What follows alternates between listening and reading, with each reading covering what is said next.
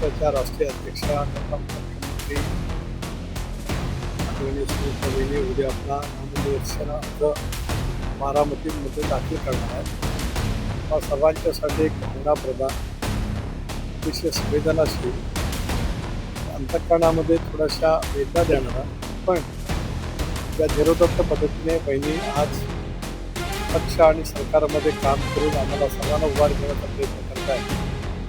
तेच आमच्या सर्वांच्यासाठी एक उद्याच्या भवितव्याची वाटचाल करणारा मुख्य आधारस्तंभ आहे. बहिणींची निवडणूक बिनविरोध व्हावी असा प्रयत्न आम्ही सगळेजण करतो आहोत. त्यामध्ये विशेष करून महाविकास आघाडी आदरणीय पवारसाहेबांच्या पक्षाने उमेदवारी देणार नाही अशा वेळेचा अगोदरच घोषित केलं, म्हणून मी सुप्रियाताईंचे सुद्धा आणि आदरणीय साहेबांचे आभार मानलेलेच आहेत. उद्धवजींच्या सुद्धा चर्चा झाली, तेही उमेदवार देणार नाही आहेत. काँग्रेसजवळ आम्ही संपर्क करण्याचा प्रयत्न करतो आहोत.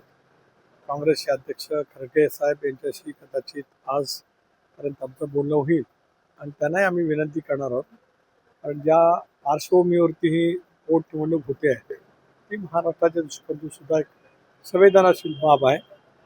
गेले 40 वर्ष महाराष्ट्राच्या राजकारणामध्ये आपल्या कर्तृत्वाचा एक वेगळा ठसा दादांनी जो उमटवला, महाराष्ट्राला गतिमान केलं, विकासाभिमुख केलं आणि सर्वसामान्य माणसाच्या जनतेचा आवाज हा सतत दादांनी त्या ठिकाणी त्याला प्रतिसाद देण्याचा प्रयत्न केला.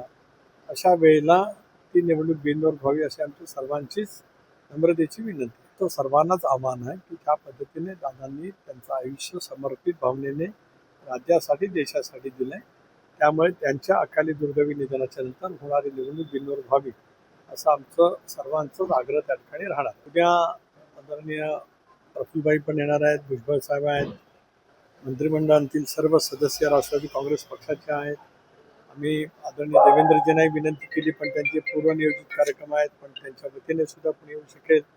आदरणीय एकनाथ शिंदे साहेबांना विनंती केली, त्यांचे पूर्वनियोजित कार्यक्रम आहेत, पण त्यांच्या वतीने सुद्धा कोणतरी नक्की येऊ शकेल. राष्ट्रवादी काँग्रेस पक्षाच्या सर्वच आमदारांना विधानसभा आणि विधान परिषद यांना आम्ही सर्वांना सूचित केलेलं आहे की त्या सर्वांनीच उद्या नामनिर्देशन भरण्यासाठी त्या ठिकाणी या.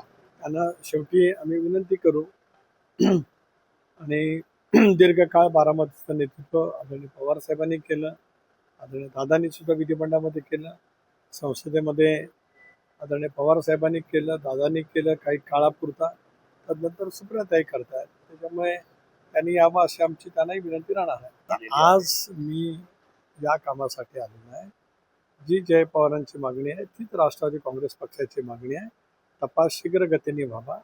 ज्या ज्या शंका तपासाच्या वतीमध्ये उपस्थित केलेल्या आहे त्याचाही समावेश तपासाच्या याच्यामध्ये अंतर्भूत करावा.